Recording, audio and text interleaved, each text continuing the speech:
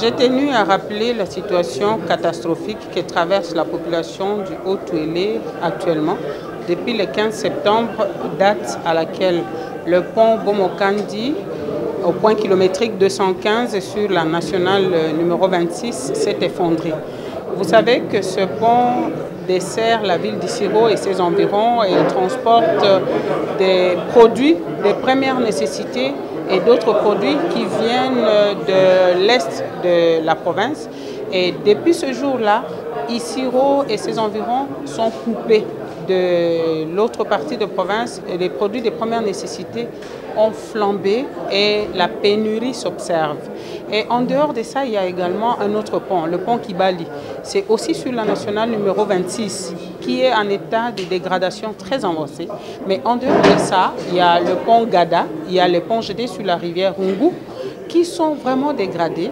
Et le gouvernement central semble ne pas s'en soucier.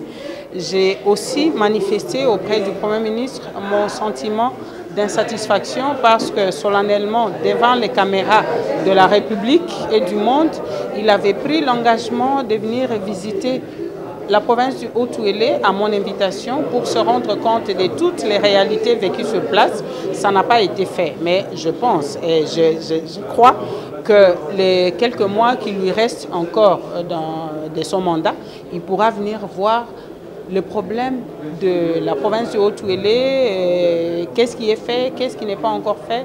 Et surtout, quand vous avez vu les problèmes, je pense que les solutions viennent rapidement.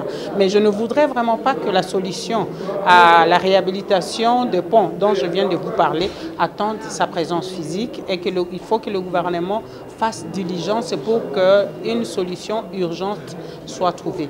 En dehors de ça, j'ai appelé le gouvernement à intervenir davantage dans les secteurs socio-économiques, mais également dans la sécurité.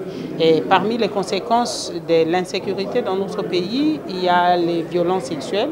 J'ai rappelé au Premier ministre qu'il a signé un décret, un rapport avec le Fonds national de réparation des victimes, qui devrait être doté d'une allocation budgétaire d'environ 100 millions de dollars américains en francs congolais. Mais jusqu'ici, rien n'a été fait parce que quand nous avons parcouru la reddition des comptes, nous n'avons pas retrouvé cette ligne budgétaire.